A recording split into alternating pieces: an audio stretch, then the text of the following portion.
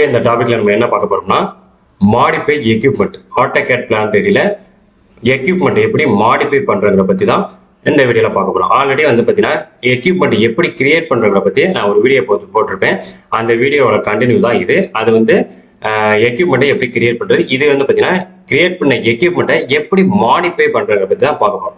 இப்போ இந்த டிஸ்பிளேல தெரியுற இந்த சென்ட்ரிபிகல் பம்ப் அண்ட் வெசல், இந்த டேங்க் இப்போ நான் அதை வந்து எடிட் பண்ண போறேன். இப்போ அந்த ரெட் கலர்ல இருக்கு பார்த்தீங்களா, இந்த டேங்கோட ஹைட் வந்து எனக்கு ரொம்ப அதிகமாக இருந்தாலும் சரி, ரொம்ப கம்மியாக இருந்தாலும் சரி, இதோட சைஸை வந்து நான் இன்க்ரீஸ் பண்ண போறேன் இல்லை டிக்ரீஸ் பண்ண போறேன். இப்போ இந்த எக்யூப்மெண்ட்டை லெஃப்ட் கிளிக் பண்ணிக்கிறேன். லெஃப்ட் கிளிக் பண்ணோன்னே மறுபடியும் ரைட் கிளிக் பண்ணோன்னே மாடிஃபை எக்யூப்மெண்ட் இருக்கும். இந்த மாடிஃபை எக்யூப்மெண்ட்டை லெஃப்ட் கிளிக் பண்ணிக்க.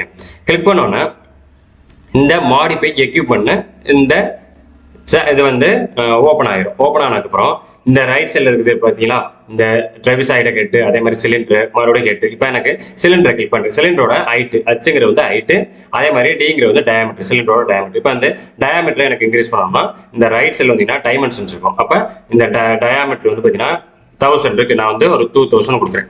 கொடுத்துட்டு அடுத்து வந்து பார்த்தீங்கன்னா ஹைட் வந்து பார்த்தீங்கன்னா ஒரு 4000 கொடுக்குறேன்.